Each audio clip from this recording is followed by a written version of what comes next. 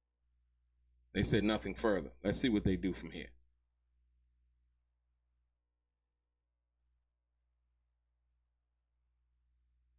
And see what they do from here, ladies and gentlemen. Ladies and gentlemen, gentlemen. Ladies and gentlemen.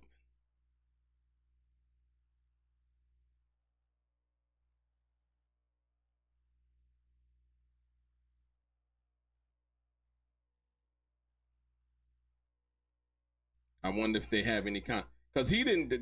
Agent Croft didn't really testify to anything, if you will. Basically, it's saying nothing further.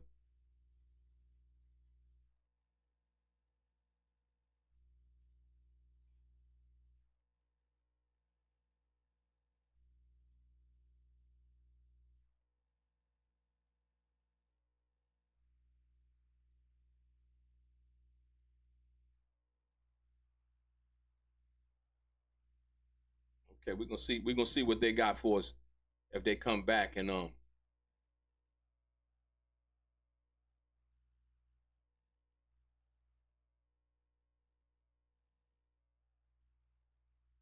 we say, Dave B, what's going on with the Keefe D case? Nah, he go to trial next February, man. You know, that's basically it. You know, shit, he gonna be in there 2 years before he even get to go to trial. You know, so we're gonna see what happens. Like I said, Keefe D pointed the finger at Reggie the Rat Wright Jr. Say he was part of the orchestration of the assassination of Tupac Shakur. We got to see what that means.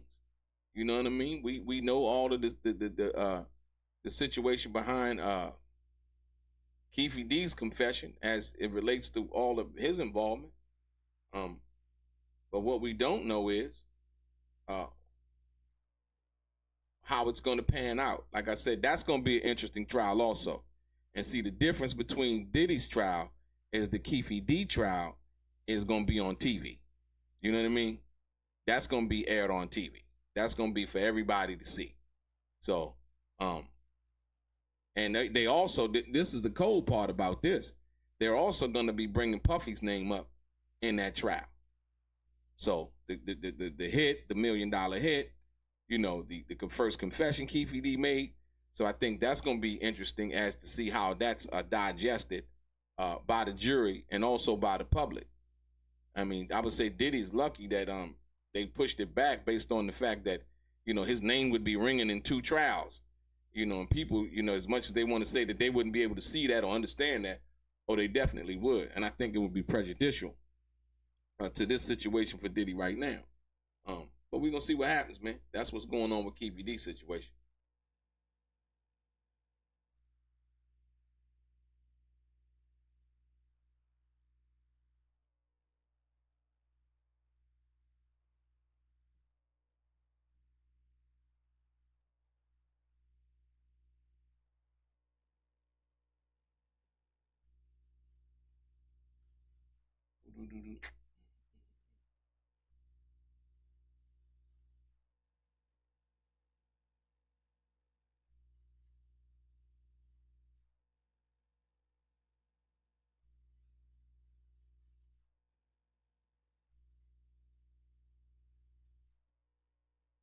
Okay, so now they're doing the cross, right? They're crossing Mr. Croft. They're doing a cross examination of Mr. Croft. Here we go. Nothing further. The defense. On one of those laptops, there was a Frank Black profile cross. Agent Croft. Yes. The defense. Did you process every file? Agent Croft. Yes. The defense. Have a wonderful weekend. AUSA. So yeah, that was short. Check it out now. The defense. On one of those laptops, there was a Frank Black profile. Agent Croft. Yes. The defense. Did you process every file? Agent Croft. Yes. The defense. Have a wonderful weekend. I don't know what that means. That's scary right there. They're like, dude, okay. The prosecution. Frank Black, did you proceed under Miss Ventura's consent? Agent Croft, under a warrant. right? Okay. So basically what I'm thinking that they were trying to set up is the fact that he might have went through somebody's computer without a warrant. So trying to get that evidence thrown out, if you will. That's what I think when the prosecutor came back and asked, Frank Black, did you proceed under Miss Ventura's consent? Agent Croft, under warrant, right? And so my thing is, yeah, that's what I was wondering. I'm like, was the laptop at Diddy's house, or Cassie gave it to him? I don't really understand. That's the part that I was thinking about. I'm thinking to myself, like, okay, we will see what happens.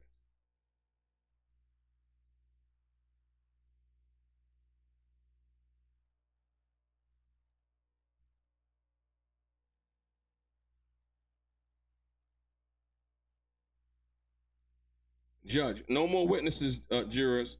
I intend to release you early. Any objections? Laughter. They like when they want to get about that motherfucker. They like laughter. Don't read anything about the case. Go for a walk. Watch the Knicks avenge their game 1 loss. The judge is telling them. More laughter, and you must tattle. We're making great progress. All rise. So basically, ladies and gentlemen, the court case is adjourned for today. Like I said, man, more importantly, I'd like to thank each and every one of you guys for coming out today. We're going to be back tomorrow, and hopefully it's a little bit more interesting than it was today. I appreciate you. I appreciate you. I appreciate you. Your boy DELRAY, straight game. Life is like those cards. It's not what you dealt, but how you play it.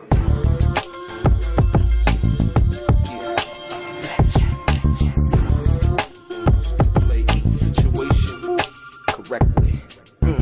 I remember they used to laugh at a brother.